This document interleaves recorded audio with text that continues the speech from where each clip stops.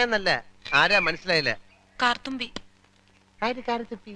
ആരും കാറ് തുപ്പിയൊന്നുമില്ല. എന്റെ പേരാ ഞാൻ പറഞ്ഞത്, കാർത്തുമ്പിന്ന്. നിന്റെ പേര് ഊരുവെന്ന് എനിക്കറിയണ്ട. എന്തിനാ വണ്ടി കയറിയിരിക്കുന്നതാ ചോദിച്ചേ? എന്നോട് കേറിയിരുന്നോളം പറഞ്ഞു. ആരെ? ആ, ഒരു കിളവൻ. അങ്ങനെ ഒരു കിളവൻ പറഞ്ഞാ കേറിയിരിക്കാനുള്ള വണ്ടി ഒന്നുമില്ല, ഇങ്ങോട്ട് ഇറങ്ങ വേണ്ടേ? പിന്നെന്തിനാ കാശ് എണ്ണി വാങ്ങിച്ചത്? ആരെ? ഒരമ്മാവൻ. ഏതമ്മാവൻ? എനിക്കൊന്നും അറിഞ്ഞൂടാ, പോയി ചോയ്ക്ക്. അയാളാ ഷാപ്പിലുണ്ട്. ദേ വരുന്നു, അങ്ങോട്ട് ചോദിച്ചോളൂ. എന്താ ചോദിക്കണമെന്ന് വെച്ചാ.